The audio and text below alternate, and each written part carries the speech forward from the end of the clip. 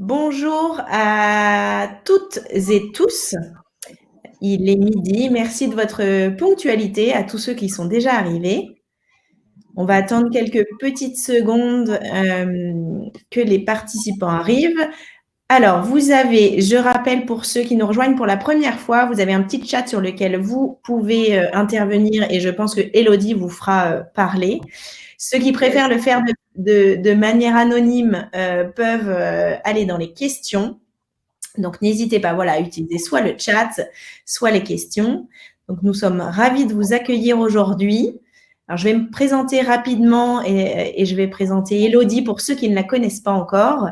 Donc, je suis Delphine Cochet, je suis la cofondatrice de Ma Bonne Fée, qui a le plaisir de vous inviter à cette session et ce cycle de coaching qu'on commence avec Elodie sur tout ce qui est gestion des émotions, mais Elodie en parlera mieux que moi. Donc, Elodie est notre coach. Elle a aussi plein de casquettes, éducatrice de jeunes enfants, directrice de crèche, coaching parentalité. Donc, elle est vraiment chez nous la personne qui accompagne. Alors, je vois en même temps une question. Une personne qui n'est pas disponible. Alors, ce que je vous invite à faire, c'est de vous inscrire effectivement pour ceux qui ne sont pas disponibles et le replay sera disponible. De toute façon, il y aura un lien pour tous ceux qui se sont inscrits. Donc, ce n'est pas un souci. Même si vous n'êtes pas disponible tout le long, vous pourrez regarder ensuite en replay le reste du coaching. Donc, il est midi 2. Je vais laisser parler et je laisse la place à Elodie sans plus tarder. Merci à tous ceux qui nous ont rejoints entre-temps et bonne session. Eh bien, bonjour à tous et à toutes. Je suis très heureuse de vous voir aujourd'hui connectés à cette séance de coaching. Effectivement, aujourd'hui, on aborde un thème que vous connaissez et vous avez probablement entendu parler de ça, de la gestion des émotions. Avant tout, je me présente. Donc, je suis Elodie Molossa. Je suis coach professionnel en développement personnel. C'est ma spécialité. Et je suis également directrice de crèche depuis plus de 10 ans maintenant. Donc l'une des autres expertises que j'ai, c'est celle d'accompagner les parents dans leur parentalité, etc. Donc voilà, l'humain, le management, tout ça, ça me connaît bien, parce que à force de diriger une équipe de 20 personnes, et ben voilà, on apprend beaucoup de choses au cours de ces années d'expérience. Et donc du coup, voilà comment je suis arrivée à devenir coach professionnel, parce que j'étais super intéressée par l'humain et par le fait d'être bien dans sa vie de tous les jours et bien à son travail. Donc, je dis bonjour à tout le monde. J'ai vu Marc et Amandine qui étaient connectés. Bonjour Romuald, Dorian, Alison. Il y a beaucoup de monde. Bonjour Isabelle, Myriam. Bonjour à tous. Donc, ça va être un temps vraiment d'interaction. N'hésitez pas à poser des questions.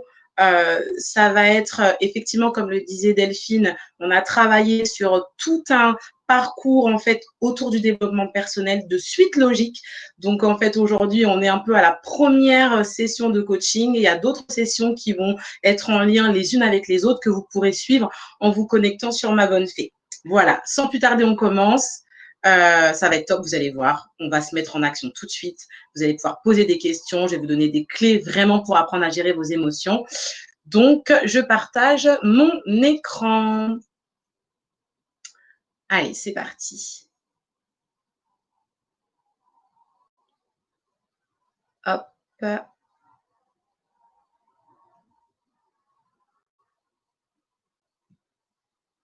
Partager. Alors, est-ce que vous voyez mon écran? Est-ce que vous voyez le PowerPoint?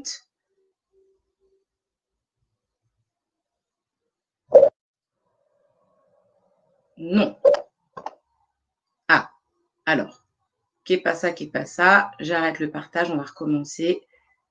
Désolée pour le petit couac. Je vais juste relancer. En attendant, je vous invite à prendre un stylo, un papier.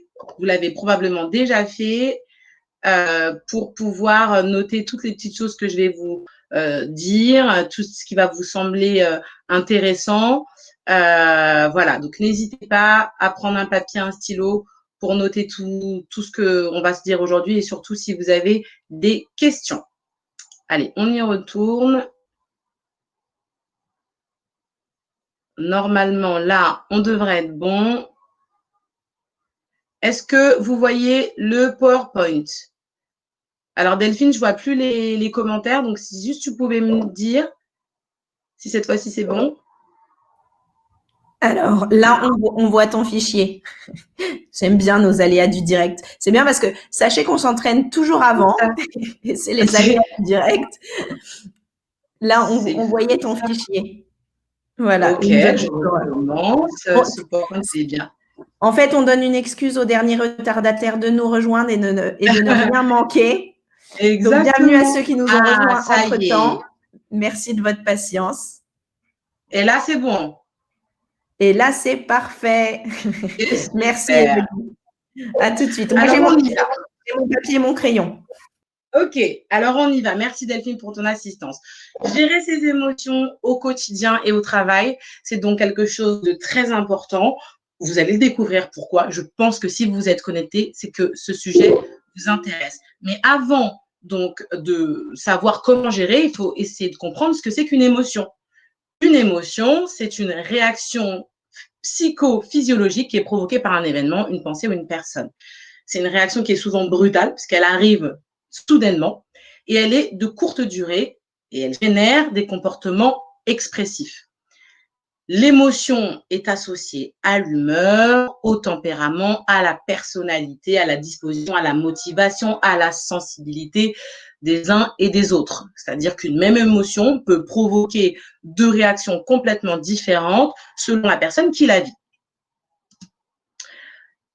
Il y a différents types d'émotions. Il y a 6 grandes familles, mais là, sur mon document, j'en ai 7. Vous avez les émotions primaires et les émotions secondaires. En émotions primaires, on a donc la peur, dans la famille, il y a donc de la peur, il y a le doute, la crainte, l'anxiété, l'angoisse, la sidération. On a en deuxième famille la honte, en deuxième émotion primaire, excusez-moi, la honte. Et dans cette même famille, il y a la gêne, la douleur, l'humiliation, l'écœurement, le dégoût. En troisième, il y a la colère, irritation, agacement, exaspération, fureur, rage. Ça veut dire que quand quelqu'un a un sentiment, une émotion de fureur, cela vient d'une émotion primaire qui est celle de la colère. En quatrième émotion primaire, nous avons la peine. De cela découle donc la nostalgie, la frustration, l'ennui, le désespoir, la déprime, la joie avec le ravissement, l'excitation, l'entrain, le contentement, l'euphorie, le plaisir avec le pétillement, le fait d'être touché, le fait d'être enthousiaste, l'excitation, l'extase. Et puis, il y a l'amour. L'amour, l'amour, l'amour. Je suis sûre que ça fait sourire tout le monde. Et dans l'amour, on a de belles émotions secondaires également. On a la possessivité, la confiance, l'affection, la compassion, l'illumination. Donc, c'est bien que vous ayez cette carte des émotions parce que du coup, quand vous êtes, par exemple, excité, vous savez que cela vient d'une émotion primaire qui est la joie. On parle d'émotions négatives et d'émotions positives. Moi, j'aime plutôt dire émotions agréables et émotions désagréables. Donc, on est tous passés par là. Donc, voilà. Donc, moi, je vais vous passer une petite vidéo parce que ça m'intéressait que vous puissiez comprendre ce qui se passe dans le cerveau quand une émotion arrive. Et donc, je vais vous passer un extrait d'un dessin animé qui s'appelle Vice et Versa, que vous connaissez peut-être, qui est très, très bien et qui traite du sujet des émotions. D'ailleurs, si vous avez des enfants, et que vous n'avez jamais vu ce dessin animé, je vous le recommande. Il est vraiment super pour expliquer les émotions. Donc, je vais juste arrêter le partage pour pouvoir vous le passer. Oups. Alors, pour pouvoir vous le passer de manière plus fluide. Est-ce qu'entre-temps, il y a des petites questions sur ce que je viens déjà de dire, ou que c'est clair pour tout le monde? Ça va tout le monde? Alors, voilà, on va passer le média et normalement… Déjà demandé ce qui peut bien se passer dans la tête des autres? Tout le monde voit. Moi, je le sais. Enfin, je sais ce qui se passe dans la tête de Riley. C'était fabuleux. Rien que Riley et moi. Pour toujours.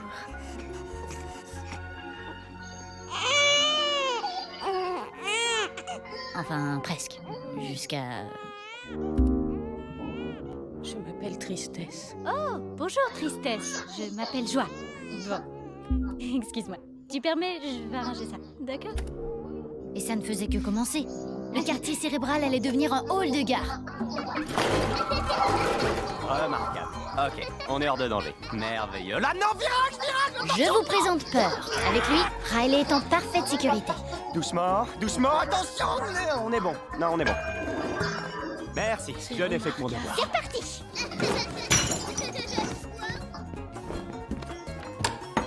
À nous deux. Allez, ouvre la bouche. Tiens, c'est nouveau. Ça se mange, ça? Qu'est-ce que c'est? Ok, excusez-moi, danger en vue, laissez faire les pros. Non mais c'est quoi cette horreur? Elle, c'est des goûts.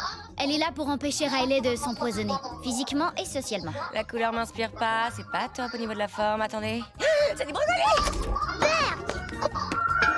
Voilà, je viens juste de nous sauver la vie. Je sais. Riley, finis ton assiette ou tu seras privé de dessert. Quoi? Pas de dessert? Non mais attends, il est sérieux lui? Voilà colère. Il est très à cheval sur la justice et l'impartialité. Ah ouais, alors c'est comme ça que tu te prends moustache. Pas de dessert donc. Eh ben tu l'auras voulu, on va te punir ton assiette. Mais c'est surtout toi qui va déguster! Riley, regarde le petit avion. Un avion, on a un avion, un avion. Un avion. Waouh.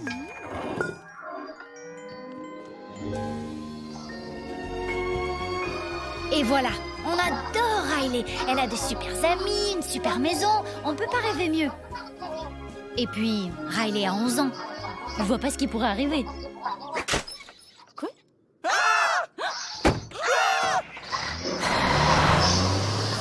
D'accord, c'était pas vraiment prévu ça. On arrive à San Francisco, c'est génial! Regardez le Golden Gate, il tient avec des fils. Bon, c'est pas vrai, mais c'est joli quand même. Ça y est, on approche, je le sens.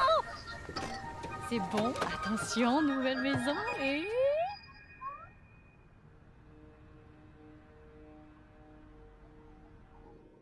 C'est peut-être mieux à l'intérieur?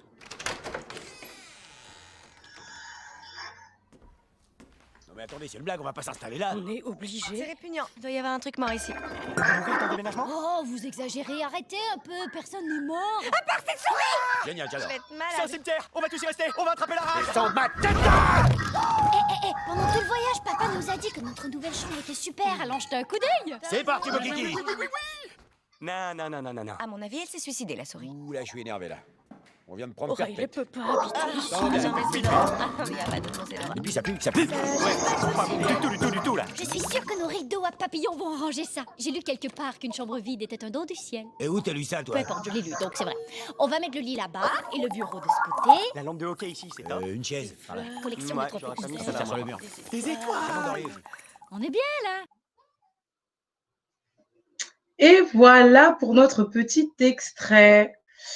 Est-ce que ça vous a plu? Est-ce que ça vous a parlé? N'hésitez pas à me le dire. Est-ce que vous comprenez un petit peu le sens, la direction dans laquelle je vais en vous montrant ce petit extrait? N'hésitez pas à me noter vos questions.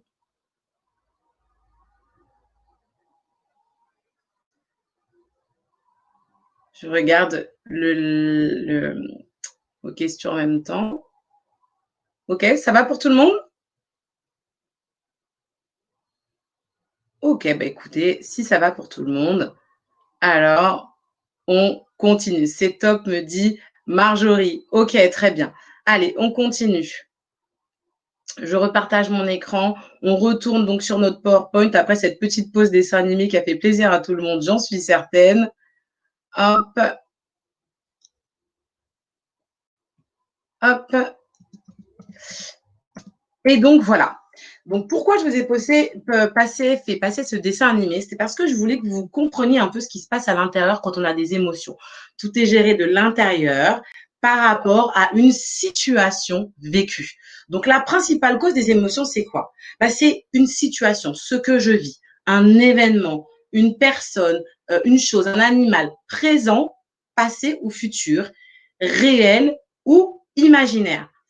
D'accord? Et cette occasion, cette situation, cet événement va provoquer une pensée, vous allez penser à quelque chose, vous allez avoir une opinion, vous allez avoir un préjugé, vous allez avoir une idée, une croyance, vous allez interpréter. Et une fois que cette pensée émane de vous, quand elle sort de vous, quand vous l'avez réfléchie, quand vous l'avez pensée, quand elle est en vous, elle provoque une émotion. Et là, on arrive justement au cœur du sujet. Une émotion agréable, positive, ou une émotion désagréable, négative. Et là, on est au niveau du ressenti. C'est ce que je ressens. Ce qui est important de savoir dans l'émotion, c'est il y a souvent en coaching, on parle des faits et des ressentis.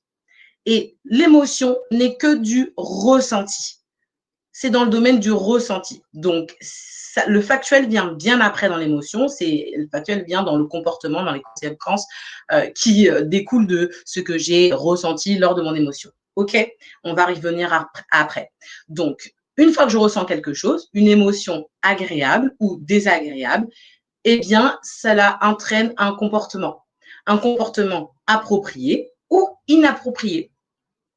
D'accord? Et donc, forcément, de ce comportement-là, eh bien, il y a des conséquences négatives ou positives. Donc là, vous avez vraiment la carte de ce qui s'est passé un peu dans la tête de Riley. Riley, elle a déménagé et elle s'est dit, oulala, qu'est-ce que je fais là? Ça ressemble pas du tout à ce que je voulais. Elle a ressenti plein d'émotions, de la peur, de l'angoisse, de la colère. Et puis, ça a généré, on le voit dans la suite du dessin animé, un comportement et donc des conséquences. Eh bien, c'est pareil pour vous, c'est pareil pour moi et c'est pareil pour chacun d'entre nous. Il y a toujours, on vit toujours au gré de ses émotions. Et aujourd'hui, moi, ce que je veux vous dire, c'est que c'est possible de gérer ses émotions. Et d'ailleurs, c'est très important. Ce qui m'en vient donc à parler de l'intelligence émotionnelle. Je pense que certains d'entre vous, vous avez déjà entendu parler de ça. L'intelligence émotionnelle, c'est vraiment aujourd'hui une compétence qui est, je dirais, qui commence en tout cas à être très recherchée en entreprise. Vous connaissez le QI, le quotient intellectuel. Eh bien, il existe aussi le QE, le quotient émotionnel. Et quand on a des employés qui ont un quotient émotionnel élevé, eh bien, ça intéresse beaucoup souvent les RH qui se sont beaucoup penchés ces dernières années sur la question, parce qu'on a des gens qui sont en capacité non seulement de gérer les émotions, mais de comprendre les émotions des autres et donc d'être dans une communication beaucoup plus optimale avec leurs collaborateurs, d'être aussi dans une gestion de stress, par exemple, ou de situations difficiles, de situations où voilà, il y a beaucoup de challenges. Et donc, du coup, dans cette intelligence émotionnelle, ils sont tout à fait capables de faire un peu, je dirais, le vide un peu dans leur tête et de séparer un petit peu les choses. J'ai une émotion, OK, mais là, on me demande de faire un travail. Je suis tout à fait capable de séparer un petit peu tous ces domaines et d'être efficient, d'être efficace au travail. Donc ça, c'est un peu à quoi sert l'intelligence émotionnelle. Donc, il y a 4 notions de base. Il y a la perception émotionnelle, c'est-à-dire l'habilité à être conscient de ses propres émotions et à les exprimer correctement aux autres, c'est-à-dire à mettre des mots. Il y a des gens qui sont conscients de leurs émotions, mais qui ne savent pas mettre des mots dessus. Et il y a peut-être parmi vous des personnes qui ne sont même pas conscientes qu'elles sont en train de vivre une émotion, mais qui sont conscientes d'une réaction physiologique. On va en parler aussi. Une des 4 notions importantes de l'intelligence émotionnelle, c'est l'assimilation émotionnelle. C'est l'habilité, la capacité à faire la distinction entre les différentes émotions qu'on peut ressentir et celles qui influent sur le processus de la pensée. Alors ça, je vous dis, c'est le truc à noter. L'assimilation émotionnelle, c'est la capacité à reconnaître que telle émotion a clairement une incidence sur ce que je pense et donc sur la manière dont je vais agir. Si vous êtes conscient de ça, vous avez tout gagné, vous allez pouvoir vraiment travailler sur votre gestion des émotions. Il y a donc la gestion des émotions, donc l'habilité à vivre ou à abandonner une émotion selon son utilité dans une situation donnée. Tout à l'heure, je vous donnais l'exemple de quand vous êtes en entreprise et qu'il y a beaucoup de stress, on vous challenge, il y a de la pression. Eh bien, certains, vous allez voir, ils sont tout à fait en capacité de couper en disant « Ok, moi, je ne prends pas le stress, il y a un dossier à rendre pour tel jour, je fais le boulot, je fais le job, je rends le dossier. Le stress peut revenir après. Puis des fois, on dit, oh là, j'ai tout qui retombe. Ça vous est sûrement déjà arrivé. Si c'est le cas, dites-le moi sur le chat. On va pouvoir en parler aussi. Je répondrai à vos questions justement un petit peu après. Donc, vous avez géré une situation. Vous avez eu l'impression d'être hyper bien. Et puis, hop, quand la situation est réglée, gérée, pouf, vous avez l'impression d'avoir une grosse fatigue, vous êtes KO, ou alors vous avez envie de pleurer. Et bien ça, c'est que vous êtes quand même dans la gestion des émotions parce que vous avez pu faire face à une situation sans vous laisser déborder par vos émotions. Et puis, il y a la compréhension émotionnelle, c'est l'habilité à comprendre des émotions complexes, comme par exemple le fait d'exprimer 2 émotions à la fois, et celle de reconnaître la transition d'une émotion à une autre. Donc voilà, il y a une 5e notion de base qui est l'empathie. Je ne l'ai pas notée, mais elle est importante, elle est capitale. Dans l'intelligence émotionnelle, il y a l'empathie. Et l'empathie, c'est la capacité, l'habilité à comprendre ce que l'autre ressent. Pas à ressentir, mais à comprendre. Vous arrivez devant un collaborateur qui vient de vivre une situation très compliquée au boulot et en fait, il est en baisse d'énergie, il a beaucoup de mal à se remettre au travail. Vous êtes peut-être son supérieur ou vous êtes la personne qui travaillait avec lui son travail, le fait qu'il soit un petit peu ralenti, qu'il ait une baisse de régime, influe directement sur votre travail, à vous. Eh bien, le fait d'être empathique, le fait d'avoir une intelligence émotionnelle, un quotient émotionnel développé, va vous permettre de comprendre ce que l'autre ressent. Et donc, vous n'allez pas être dans le jugement, vous n'allez pas lui dire, bon, écoute, je comprends, mais bon, voilà, faut que tu sortes le truc parce que sinon, moi, je vais être en galère. Vous allez pouvoir communiquer avec lui en disant, écoute, je comprends, qu'est-ce que je peux faire pour t'aider?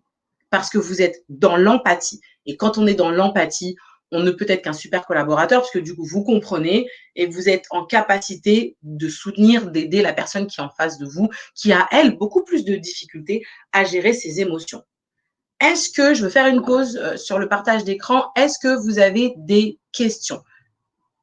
Allez-y. J'ai envie un peu là, il est 12h23, qu'on passe une petite pause et de répondre à vos questions. Je confirme pour ce dessin animé, me dit Tiffany. Choupi a aussi une collection de livres sur les émotions. Absolument, c'est vrai. Est-il possible d'assimiler ces émotions sans savoir les gérer? Oui, je dirais oui, effectivement. En fait, assimiler, c'est le fait d'être en capacité de les reconnaître. D'accord, Laurie? Il y a une émotion qui arrive. Ah là, je suis stressée et pour autant, vous êtes incapable de gérer votre stress.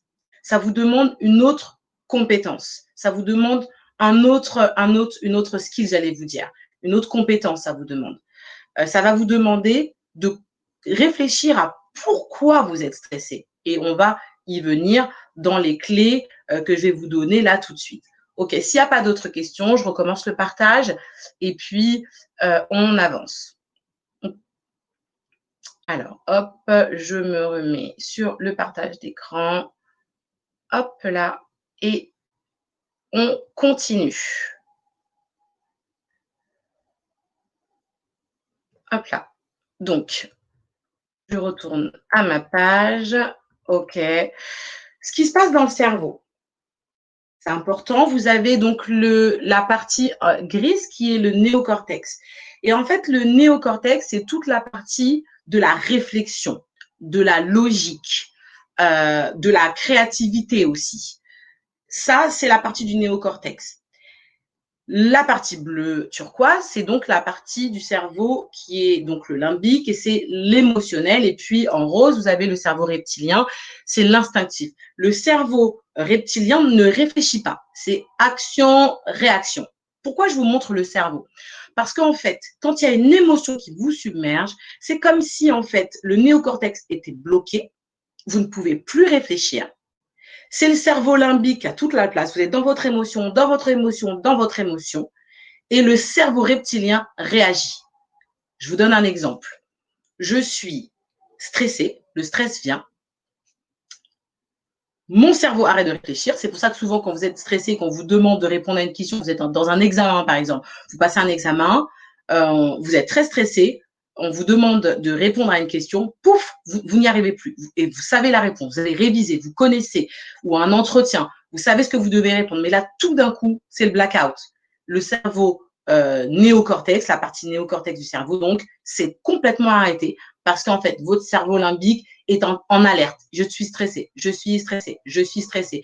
Et le cerveau reptilien, qui est l'instinctif, peut avoir une réaction assez brutale. Par exemple, dans le cadre de la colère, un coup de poing, casser une assiette. Et là, vous vous dites, même après, une fois que vous êtes revenu à vos sens, je sais pas pourquoi j'ai fait ça, je suis désolée.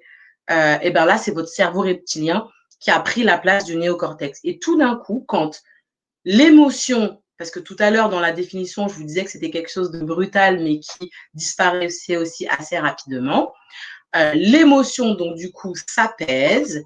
Le cerveau reptilien, c'est lui qui se met en mode off et votre néocortex se remet en marche. Et donc, à ce moment-là, c'est donc, vous pouvez réfléchir, vous pouvez retrouver un petit peu votre sens de la réflexion, votre logique, votre habilité à faire quelque chose, à prendre une décision, à répondre à une question. D'accord? C'était important que je vous montre ça.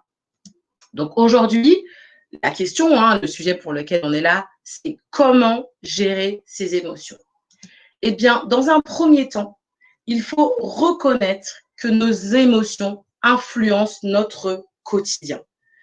Vous l'avez compris, aujourd'hui, vous vous levez, par exemple, il s'est rien passé hier soir, vous êtes couché super bien et vous vous levez avec un espèce de petit nuage gris. Ce petit nuage gris, si vous ne le traitez pas, vous êtes de mauvaise humeur toute la journée. Et au travail, vos collègues vous disent « Oh bah, tu t'es levé du pied gauche aujourd'hui ». Les émotions influencent directement notre quotidien. Elles influencent vos décisions. Elles influencent vos choix, la manière, le ton sur lequel vous allez vous adresser aux gens autour de vous, en famille, au travail, dans le couple, avec vos enfants.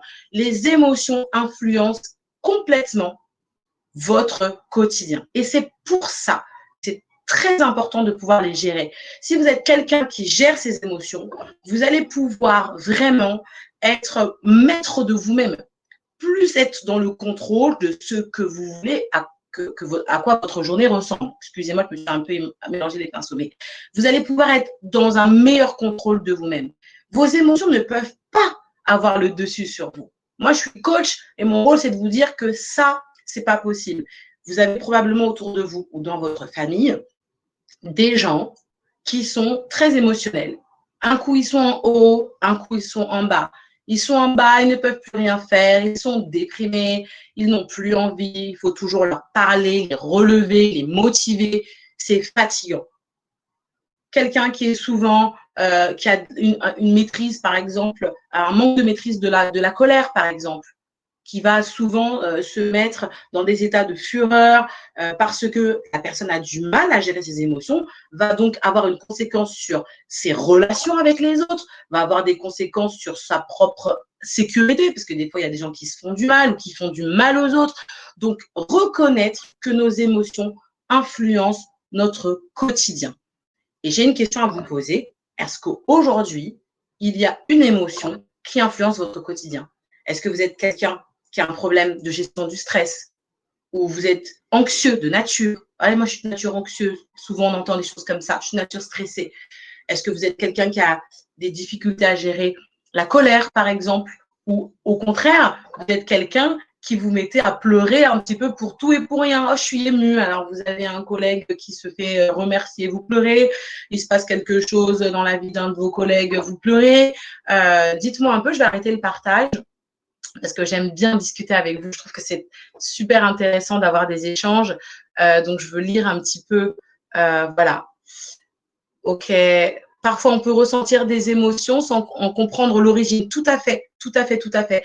Je vais vous donner un petit exercice à ce sujet. Quand mes slides seront terminés, vous allez voir qu'il y a vraiment des possibilités pour comprendre un petit peu le cheminement. Comment faire quand c'est une émotion partagée? Par exemple, notre compagne est triste, nous sommes tristes. Là, je dirais, Romuald, on est dans le plus de l'empathie. D'accord? L'empathie, c'est de comprendre la tristesse, l'émotion, le sentiment de l'autre. Mais on n'est pas censé la partager. Mais après, si c'est votre compagne, vous êtes dans l'affect, il y a l'amour, donc ça vous rend triste de la voir triste. Mais vous, Romuald, à ce moment-là, par exemple, si la situation est arrivée dans la vie de votre compagne, si vous êtes dans la gestion de l'émotion, le fait de sentir la tristesse arriver, vous pouvez vous dire, OK, moi, là, c'est pas ma situation, mais je la partage avec ma compagne. Et le fait de me dire, non, il faut pas que je tombe dans la tristesse, je vais vous dire comment on peut faire après pour mieux la soutenir. Donc oui, effectivement. Énervement, colère, gestion du stress très compliqué, angoisse, anxiété, OK. Angoisse, déception, rejet, OK. Angoisse, anxiété, oui, il y a beaucoup d'anxiété. Moi aussi, des fois, je suis très anxieuse. Donc, je vous comprends, je suis tout cœur avec vous. Mais je peux vous dire qu'on peut s'en sortir. Prendre les choses à cœur, tout à fait. Rejet et excitation. OK. Rejet. OK. Il y a Johanna qui nous dit, je suis très positive au quotidien, mais récemment, angoisse, inquiétude et stress difficiles à gérer car la source de ce stress m'est imposée au travail. C'est toute la question, c'est tout le sujet du jour, Johanna. On est là pour essayer de comprendre justement, notamment sur le lieu de travail, ce qui peut se passer quand il y a tout un tas d'émotions qui arrivent. On en parlera un petit peu dans d'autres sessions de coaching, mais on va aborder la responsabilité. En coaching, c'est un vrai sujet. On est responsable de ce qu'on dit, de ce qu'on ressent et de ce qu'on accepte. Vous ne pouvez pas accepter, recevoir, vous laisser envahir par toutes les émotions de tous vos collaborateurs, des membres de votre famille, etc. Vous devez être maître de vous-même. Ce qui va vous permettre déjà de vous dire, dans un premier temps, il faut que je sois maître de moi, parce que si je me laisse envahir par mes émotions, je ne vais plus être efficace, je ne vais plus être efficient, je vais mal communiquer, je ne vais pas pouvoir mettre les mots justes sur ce que je ressens, je ne vais pas pouvoir vraiment passer le bon message. Donc, il faut que je sois maître. Donc, on se ressent tout de suite. Juste le fait de dire qu'il faut que je sois maître de moi va vous aider à ne pas tomber dans une émotion de laquelle vous allez avoir du mal à sortir. D'accord? Donc, on va en parler. Je retourne sur le partage d'écran. Hop, on y va. Donc, on était sur le fait de reconnaître voilà, que nos émotions influencent, ça revient toujours au début, désolé, nos émotions influencent notre quotidien. Alors, voilà, je vous le disais tout à l'heure, repérer ces points sensibles. Vous venez de le faire. Vous avez des points sensibles. On n'a pas tous les mêmes. Certains d'entre vous, c'est l'anxiété. D'autres parmi vous, c'est le rejet. D'autres, c'est la colère, l'inquiétude, le stress, etc. Ce qu'il faut, quand je dis repérer ces points sensibles, c'est-à-dire détecter, repérer les situations qui déclenchent ces émotions. Vous vous rappelez du petit schéma qu'il y avait tout à l'heure avec d'abord l'émotion commence avec un événement, une personne, une occasion. Il y a peut-être autour de vous des gens qui vous stressent. Vous devez repérer, ce sont pour vous des points sensibles. Peut-être que quand votre responsable hiérarchique, votre supérieur hiérarchique vient vous voir et vous dit je t'avais demandé ce dossier, c'était pour hier, ça vous met dans un état de stress, ça vous inhibe, vous êtes complètement bloqué. Vous devez donc comprendre que ce genre de situation, quand on vient vers vous en vous disant je t'ai demandé quelque chose et c'était pour hier, ça vous bloque. Il doit y avoir des situations. Il va falloir essayer de réfléchir, d'entrer en vous-même pour vous rappeler des situations qui ont généré le déclenchement de l'émotion. Donc, c'est repérer ces points sensibles. Et puis ensuite, identifier les émotions qui arrivent et leurs indices physiologiques. Ça aussi, c'est important parce que selon les émotions qui arrivent, qui nous submergent, on a souvent des indices physiologiques. Tout à l'heure, quelqu'un me demandait comment repérer l'émotion qui arrive. Parfois, vous ne savez même pas qu'elle est en train d'arriver, mais d'un point de vue physiologique, donc de votre corps, il se passe quelque chose. Vous avez des papillons dans le ventre, par exemple, quand c'est quelque chose de très, très agréable. Quelque chose de très, très agréable. Les papillons dans le ventre. Ou alors, à contrario, vous avez des nœuds dans l'estomac. Vous avez des vertiges. Vous avez les mains moites. Vous transpirez. Vous avez forcément des indices physiologiques qui viennent selon les émotions ou pas. peut-être certains d'entre vous, vous êtes inhibés, vous n'arrivez plus à parler, vous bégayez. Qu'est-ce que ça peut être encore? Voilà, vous avez les mains moites, vous vous sentez mal, vous avez la tête qui tourne. Il y a beaucoup de choses. Par exemple, dans le stress, il y a beaucoup de gens qui font des malaises, qui ont des vertiges. Quand vous êtes stressé, vous pouvez aussi avoir les mains moites. Quand vous avez peur, vous avez le rythme cardiaque qui s'accélère. Donc, le fait de ne pas pouvoir mettre des mots sur vos émotions ne va pas vous empêcher d'essayer de comprendre ce qui se passe. Parce que peut-être que d'un point de vue physiologique, vous avez une réaction. Okay? Donc, cet indice physiologique va vous aider à vous dire « Oh, oh, il y a quelque chose qui ne se passe pas bien. Il y a quelque chose qui ne va pas. Je commence à avoir mal au ventre. » Des fois, l'indice physiologique est là avant même que vous ne puissiez vous rendre compte qu'il se passe quelque chose. Donc, vous devez être très à l'écoute de vous-même finalement. C'est ce que je disais un petit peu tout à l'heure. Quand on est capable de sentir une émotion arriver, c'est qu'on a déjà un peu cette intelligence émotionnelle. Il y a quelque chose qui est en train de se passer. D'accord?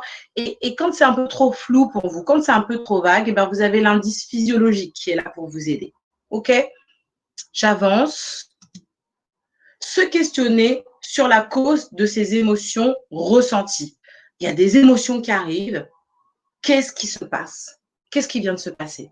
Ouais, je viens de voir 2 collègues se disputer. Je viens de recevoir un mail pas super agréable. Je viens d'avoir une nouvelle, quelqu'un de ma famille est malade. On nous dit qu'on va être confiné. Je dois rester en télétravail alors que je veux retourner travailler sur le terrain. Je suis en télétravail et à contrario, j'ai peur de retourner au travail. J'ai peur de retourner au bureau. Qu'est-ce qui se passe? Ça part toujours d'une situation, d'une personne, d'un événement, d'une occasion. Donc, on se pose la question sur qu'est-ce qui se passe. Et OK, après, quand on se dit, OK, là, il y a une situation, d'accord, je comprends. Qu'est-ce que je ressens? Ah, j'ai mal au ventre. Donc, je suis stressée. Ah, donc là, j'ai peur. Donc, vous comprenez? On se questionne sur la cause, sur le point de départ. Et puis, il faut connaître ce qui nous fait du bien. Chaque personne a des outils, des clés pour pouvoir retourner à un état de calme. Chaque personne a quelque chose. Qu'est-ce qui vous fait du bien? Écouter de la musique, faire de la méditation, faire de la respiration, des exercices plutôt de respiration, regarder un clip, parler avec un ami, une amie, un collègue avec qui vous vous entendez bien. Peut-être que c'est de vous isoler pour avoir un temps de retour au calme. Dites-moi un petit peu, parce que c'est important que vous puissiez aussi le noter sur la feuille que vous avez devant vous. Qu'est-ce qui vous fait du bien? Essayez de lister un petit peu ce qui vous fait du bien, qui vous permet de retourner à un état de calme. Par exemple, moi, j'ai besoin d'avoir 5 minutes ou 10 minutes au calme. Quand je suis dans un état de stress, par exemple, au travail, je m'enferme dans mon bureau parce que j'en ai la possibilité et j'ai 10 minutes de calme. Je déconnecte, plus de portable, plus d'ordinateur. Et voilà, et je croise mes bras, je mets ma tête dans mes bras et je respire. Et voilà, pour certains, ça peut être une micro-sieste. Je vais arrêter le partage quelques instants pour répondre à vos questions et puis essayer de voir un peu ce que vous me répondez. Alors, mauvaise gestion de mes émotions, de vente, bégaiement. Quelle est la limite pour un manager sur le terrain des émotions? Oh là là, j'ai envie de vous dire, moi qui suis pour les nouvelles techniques de management, Xavier Pierre, pour moi, il n'y a pas de limite. Un manager, il doit être en capacité d'accompagner ses collaborateurs dans une meilleure gestion de leurs émotions. Il faut se former. Il y a de belles formations qui existent pour ça. Avec donc Delphine et toute l'équipe de Ma Bonne Fille, on est en train de travailler justement sur des sessions de coaching pour justement creuser un peu le sujet. D'ailleurs, on attend un peu vos sujets. Si vous en avez, que vous voulez voir traiter un peu dans le développement personnel, dans toutes ces questions-là, n'hésitez pas. Faire du sport, mais les salles sont fermées. Oui, effectivement, Claire, les salles sont fermées, c'est terrible. Mais vous avez vous pouvez faire des sessions de sport sur Internet. D'ailleurs, je crois qu'on en propose aussi avec Ma Bonne Fille. On a de la méditation, on a du yoga, on doit avoir quelques autres séances de sport. OK. Quel professionnel voir si on veut aller plus loin dans l'analyse de nos émotions et savoir comment les gérer? Eh bien, j'ai envie de vous dire, vous avez des coachs comme moi ou alors vous avez des psys parce que je pense que le psychologue est tout à fait capable de vous accompagner là-dedans. Après, ce qu'il faut savoir, c'est qu'avec le psychologue, vous travaillez beaucoup sur le passé et sur le présent, Mais avec le coach, on travaille que sur la situation présente en l'état. Donc, du coup, si vous n'avez pas trop envie de travailler sur comment vous étiez quand vous étiez petite, etc., le coach est plus approprié. Faire du sport et suivi d'une méditation, c'est bien, Myriam, c'est une bonne idée. Voir des amis et en parler, tout à fait. Je pense qu'il faut parler quand on n'est pas très bien, ça fait du bien. Se concentrer sur sa respiration. Chanter, oui, c'est très vrai, parce que la respiration, c'est une des clés de la gestion des émotions. Ce qui me fait du bien, mettre sur papier ce qui ne va pas, écrire, écouter de la musique. Écrire, ah là là là là. Et Manon, elle suit tous mes lives, donc je suis sûre qu'elle prend un petit peu des notes de ce que je lui dis, souvent de ce que je dis pendant les sessions. Et oui, écrire, c'est bien. Vous pouvez, si vous n'arrivez pas, si vous n'êtes pas quelqu'un d'hyper communicant, vous n'avez pas envie de raconter votre vie à vos copains, à vos collègues, à vos amis, vous pouvez écrire et dire tout ce que vous avez à dire, à écrire sur une feuille de papier, ça libère. Écrire, c'est libérateur. Et ben voilà, je viens de le dire, Laurie, on est super connectés toutes les deux. La respiration, etc. En effet, s'évader dans ses passions, c'est vrai. C'est hyper important de pouvoir avoir des passions, des choses qui vous font du bien. Ça peut être le sport, ça peut être des séries à la télé, ça peut être voilà la méditation, le yoga, toutes ces choses qui vous font du bien. Voilà, la poterie, le tricot, peut-être, je ne sais pas. Se confier à son confident, tellement important. Peut-être vous avez autour de vous des gens à qui vous pouvez tout dire. Eh bien, je pense que c'est bien aussi de le faire. Donc voilà, là aujourd'hui, on a dressé là vraiment un peu les grandes lignes au niveau de la gestion des émotions. On va faire un petit exercice. Donc, je refais le partage d'écran. J'espère que tout le monde va bien, que vous voyez, vous arrivez à percevoir que c'est possible de gérer ses émotions, qu'effectivement, ça demande pour certains d'être accompagnés, mais c'est vraiment, vraiment, vraiment possible. C'est surmontable. Moi, j'ai fait ce travail sur moi. Je peux vous dire que ça fonctionne. Je suis une grande émotive. Je travaille beaucoup sur mon intelligence émotionnelle, mais j'étais quelqu'un de très, très anxieux. Très, très anxieux. Et à un moment donné, je pense que pour pouvoir gérer ses émotions, pour pouvoir en sortir, il faut en avoir marre. Je vous le dis, c'est du vécu. J'étais tellement anxieuse que je faisais des malaises au travail. J'avais un niveau de stress vraiment terrible. Et en fait, à un moment donné, j'en ai marre. Je me suis dit, c'est plus pas possible. Je ne peux pas continuer comme ça, à être clouée au lit parce que j'étais trop angoissée, trop stressée par rapport aux situations de ma vie personnelle et professionnelle. Et à un moment donné, je me suis dit, stop. Donc, si aujourd'hui, vous êtes un hyper colérique, un hyper triste, un hyper angoissé, un hyper émotif, un hyper stressé, si vraiment vous en avez marre d'être comme ça, parce que ça vous pourrit la vie, parce que tout le monde vous dit « Non mais franchement, tu es tout le temps stressé, du coup, tu es en train de stresser toute l'équipe, tu es en train de stresser tout le groupe, ben voilà, tu arrives, tu es de mauvaise humeur, tu as plombé l'énergie de l'équipe, du groupe, etc. » Si on vous fait des remarques comme ça et que vous en avez assez, vous en avez marre, c'est que vous êtes prêt à changer. Vous êtes prêt à faire ce travail. Vous êtes prêt à faire ce premier pas. Et moi, si j'y suis arrivée à gérer mes angoisses et mon anxiété, j'ai vraiment réussi. Vous pouvez vous aussi le faire. C'est pas du tout insurmontable. C'est vraiment une question de volonté, une question de décision. Si vous avez décidé, vous allez y arriver. Donc, voilà mon petit exercice. Donc, je pense que Delphine va pouvoir après vous communiquer le PowerPoint sur lequel vous allez pouvoir un peu relire, parce qu'une heure, c'est rapide pour traiter le sujet. Donc, vous allez pouvoir vous inspirer de ce tableau. Donc, ce tableau, il va vous permettre de comprendre un peu comment mieux gérer vos émotions. Et pour pouvoir mieux gérer vos émotions, il faut pouvoir écrire ce qui s'est passé. Donc, je décris l'émotion ou les émotions que j'ai ressenties. Si je ne suis pas en capacité vraiment de dire, voilà, j'ai été stressée ou quoi, vous laissez. 2, la pensée. Qu'est-ce que j'ai eu comme pensée? Et je vous dis, sur la session juste d'avant, on était sur l'atteinte des objectifs, je crois, et je disais que tout part d'une vision, d'une pensée. Donc, si vous avez une vision négative de quelque chose, vous allez avoir donc des pensées négatives.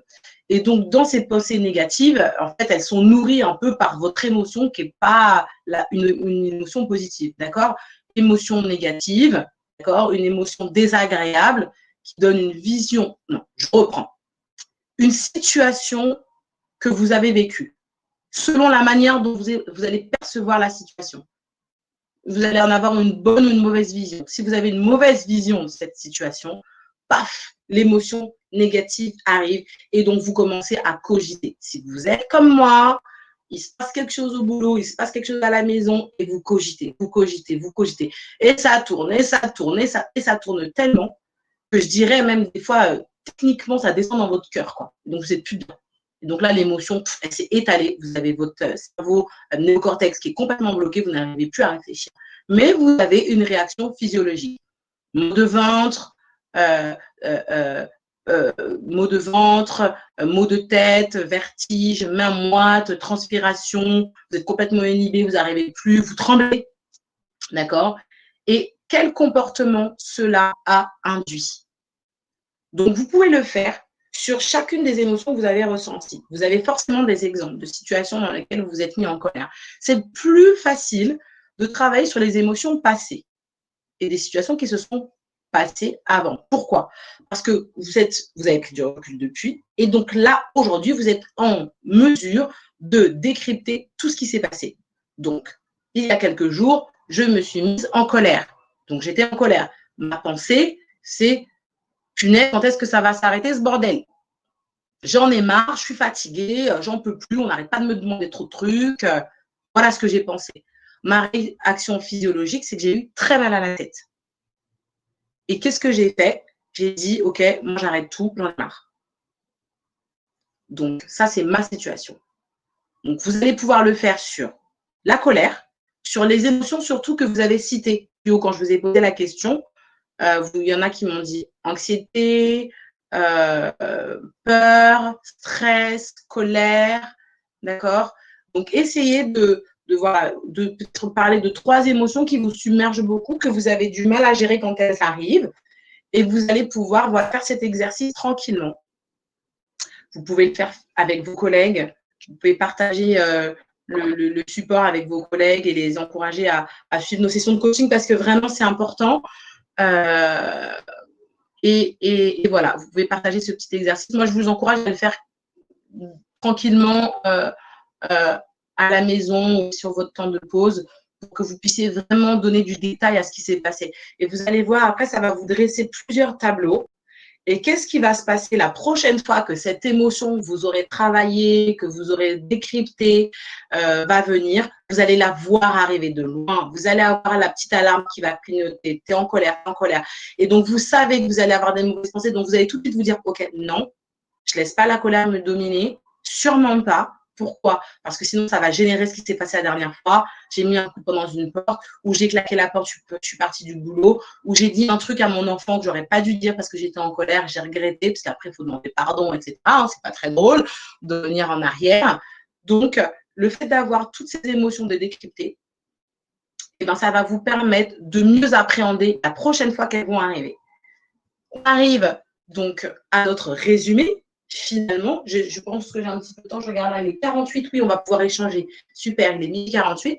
En résumé 1, il faut se connaître soi-même. C'est important. Ça fait vraiment partie des sujets qui concernent le développement personnel. Que ce soit au travail, dans votre vie privée, vous devez vous connaître, savoir qu'est-ce qui vous touche, qu'est-ce qui vous atteint, quelles sont les valeurs qui vous animent. Qu'est-ce qui vous met mal, qu'est-ce qui vous déprime, qu'est-ce qui vous met en situation de stress. Vous devez reconnaître et connaître qui vous êtes et reconnaître vos failles, parce qu'on en a tous, et reconnaître aussi vos forces, parce que c'est grâce à vos forces que vous allez pouvoir surmonter les failles que vous avez et la mauvaise gestion de vos émotions, si tel est le cas. 2, il faut être en capacité de ressentir ces émotions. Ressentir ces émotions, c'est les analyser, se dire, voilà, elles sont en train d'arriver, je suis en capacité de mettre des mots dessus, je reconnais que je suis envahie par telle ou telle émotion et je sais aujourd'hui que je suis en capacité de la gérer. Je suis en capacité de faire en sorte que cette émotion ne plombe pas ma journée. Je vous le dis encore une fois, vous devez vraiment intégrer le fait que vos émotions influe sur votre quotidien, ça influe sur votre journée. Si vous vous levez, comme on dit, du pied gauche, vous pouvez décider, vous pouvez vous lever à 8h50 du pied gauche et décider à 9h que cela ne va pas pourrir votre journée. Mettre votre musique qui vous met de bonne humeur, lire le livre qui vous fait du bien, écouter un podcast qui va vous mettre en énergie, qui va vous motiver, qui va vous sortir de votre mauvaise humeur, regarder des vidéos de vos enfants ou quoi que ce soit. Vous devez le faire. C'est comme ça que vous allez gérer. Et je peux vous assurer que quand vous allez faire ça, la première fois, vous allez vous sentir comme un conquérant en haut de la montagne, comme si vous aviez monté le mont Everest, je vous assure. Ça va vous donner une pêche, une confiance en vous. Vous allez vous dire, mais en fait, ouais, j'en suis capable. C'est à moi de décider. Je suis le gestionnaire de mes émotions. Je suis le gestionnaire de mes pensées. Je suis le gestionnaire de mes humeurs. Et j'ai décidé, à partir d'aujourd'hui, mes émotions ne me contrôlent pas. Mon humeur ne me contrôle pas. C'est moi qui contrôle mon humeur et c'est moi qui contrôle mes émotions. Pourquoi ? Parce que si vous contrôlez, si vous êtes en capacité de gérer, si vous développez, si vous voulez développer votre intelligence émotionnelle, vous allez être mieux à la maison avec votre conjoint, votre mari, votre épouse, avec vos enfants. Parce que du coup, quand l'émotion va venir, vous n'allez pas vous laisser tomber dedans comme on tombe dans un puits. Vous allez dire, OK, là, j'ai une émotion, je respire, je te dis la phrase calmement. J'ai décidé de ne pas m'énerver, j'ai décidé de ne pas m'emporter. OK, oui, je suis fatiguée, mais ça, ce n'est pas la responsabilité de l'autre. Oui, j'ai une journée difficile, mais ça, ce n'est pas la responsabilité de mes enfants. Et donc, je vais décider de ne pas leur crier dessus. J'ai décidé que mon émotion n'allait pas prendre le dessus. OK? Donc, on arrive sur la fin de notre webinaire, mais moi, j'ai envie un petit peu de répondre à vos questions. Donc, déjà, merci de nous avoir accordé ce temps. J'arrête le partage d'écran. Hop. Et je reviens avec vous pour pouvoir lire ce qu'il y a sur le chat. Marion nous dit comment faire pour convaincre son compagnon de se faire accompagner dans la gestion de ses émotions, en l'occurrence colère excessive, quand lui ne voit pas où est le problème. C'est un vrai sujet duquel aussi, moi, j'ai vécu ça, donc je sais exactement ce qu'il en est. En fait, encore une fois, je vous l'ai dit, c'est une prise de conscience personnelle. D'accord ? La personne, elle doit être consciente qu'elle a un problème dans la gestion de ses émotions, dans la gestion de sa colère, par exemple. Et pour cela, je dirais qu'il faut que plusieurs personnes lui aient fait la remarque. Souvent, le problème avec la gestion de la colère, c'est que les gens ont peur de dire à l'autre « tu as un problème de colère ». Donc, souvent, les gens qui ont des problèmes de colère, il n'y a pas beaucoup de gens qui ont eu le courage de leur dire parce que du coup, on a peur qu'ils se mettent en colère et c'est le cycle infernal et c'est le serpent qui se mord la queue. Mais c'est de faire prendre conscience à la personne, tu vois, là, tu es en train de te mettre en colère et tu as besoin d'aide. Mais je peux vous assurer que la personne le sait parce que généralement, et ça, c'est pour toutes les émotions désagréables, on n'est pas bien après. Vous savez, je vous ai dit, le cerveau néocortex se bloque. Donc, en fait, il a son cerveau limbique, je crois, oui, qui réagit fortement. D'accord ? Et qui réagit parce que lui, il ne réfléchit pas. Donc, lui, c'est le cerveau, cette partie du cerveau se met en action et il y a une réaction violente. Mais après, quand l'émotion s'apaise et que le néocortex se remet en marche, la personne, elle est en train de réfléchir à ce qu'elle est en train de faire et elle n'est pas bien. Donc, peut-être qu'à ce moment-là, vous pouvez lui dire, une fois qu'elle est revenue à ses sens, qu'elle a repris son calme, t'as vu, là, tu viens de te mettre en colère, tu te sens comment déjà? Parce que généralement, on ne se sent pas bien après avoir une émotion négative. Marion, j'espère que j'ai répondu à votre question, mais c'est un sujet de coaching, là, du coup, d'un accompagnement personnel, de coaching, si vous voulez que votre compagnon se fasse aider. Je pense qu'il ne faut pas tout de suite dire, il faut que tu te fasses aider, mais il faut que la personne réussisse à mettre des mots, comme je vous disais, à reconnaître et à mettre des mots sur ce qu'il ressent. Donc, après l'émotion, lui demander comment tu te sens, qu'est-ce que tu as ressenti, parce que tu étais en colère, qu'est-ce que tu as ressenti et qu'est-ce que tu en penses de la réaction excessive que tu as eue. Delphine nous dit, que faire quand les émotions sont diffuses et pas liées à un événement spécifique, notamment pendant la période actuelle très anxiogène. Effectivement, là, on va dire que c'est quand même lié à un événement particulier. Par exemple, on est en période de Covid, on entend parler de cluster, d'éventuels reconfinements, etc. Et en fait, tout ça, ça stresse les gens.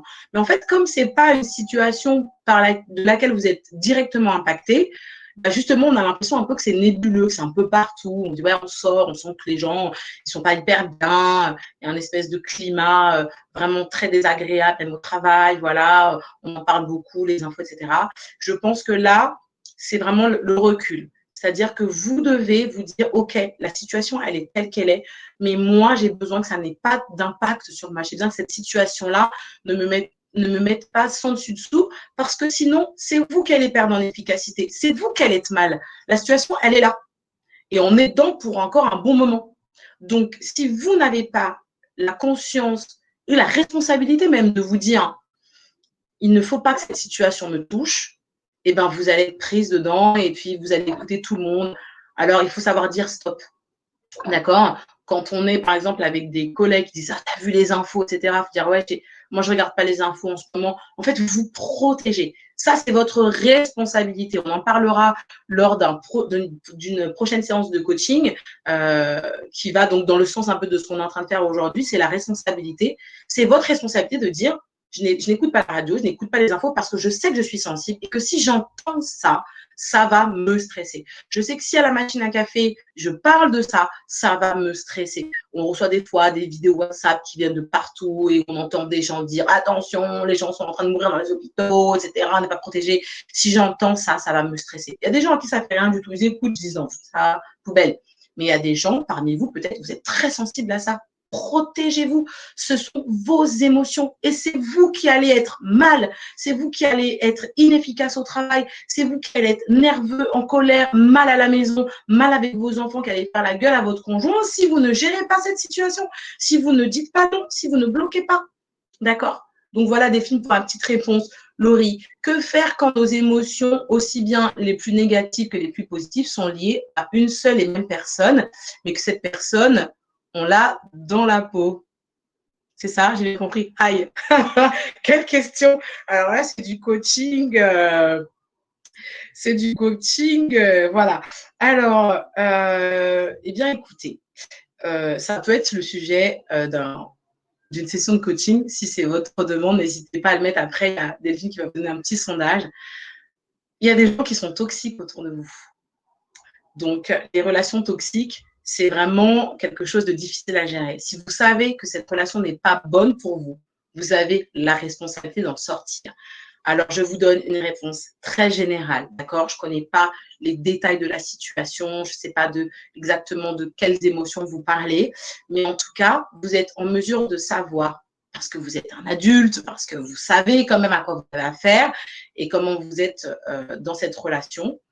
Si c'est une relation toxique, une relation qui n'est pas bonne pour vous, il faut en sortir. Voilà. Et puis, Marion, moi, je suis persuadée qu'un accompagnement lui ferait du bien, mais il se braque. Eh bien, vous savez, souvent, hein, l'autre voit avant. On dit toujours, ce sont les cordonniers les plus mal chaussés. Je suis d'accord avec vous. Parfois, on voit, et ça peut arriver avec vos collègues aussi, parce que là, Marion, on parle d'un conjoint, mais ça peut vraiment arriver avec un collègue. Vous voyez que la personne, elle est mal. C'est quelqu'un qui est parfois déprimé ou en burn-out parce qu'elle se laisse complètement balader, avaler par ses émotions.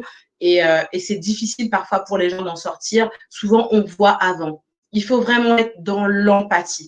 Et ça, c'est l'intelligence émotionnelle. On en fera un sujet de session de coaching très prochainement. C'est vraiment l'empathie. Il faut être dans l'écoute. Alors, vous qui êtes complètement concerné, là, dans une situation de couple, c'est difficile parce que vous aussi, vous êtes touché par ce qui se passe et vous aussi, ça vous fait peur. Et voilà.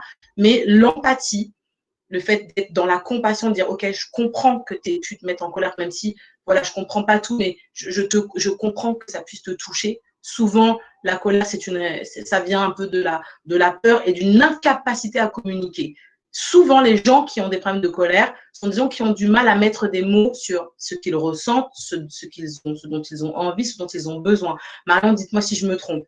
Et donc, avant de travailler sur la gestion de l'émotion, il faut d'abord travailler sur le fait de pouvoir communiquer. Vraiment, ne pas laisser la situation sans avoir vraiment discuté dans un lieu neutre. Il ne faut pas le faire à la maison, il faut aller au resto, dans un parc, etc. Parce que dans ces situations-là, les personnes colériques n'osent pas se mettre en colère. Il est 13h, waouh, c'est passé super vite. Vous avez été tellement participants. J'ai aimé discuter avec vous. Merci beaucoup de nous avoir suivis. J'espère que ce coaching vous a aidé. Encore une fois, la gestion des émotions, c'est un vrai sujet vaste. On ne peut pas le traiter vraiment en 1 heure.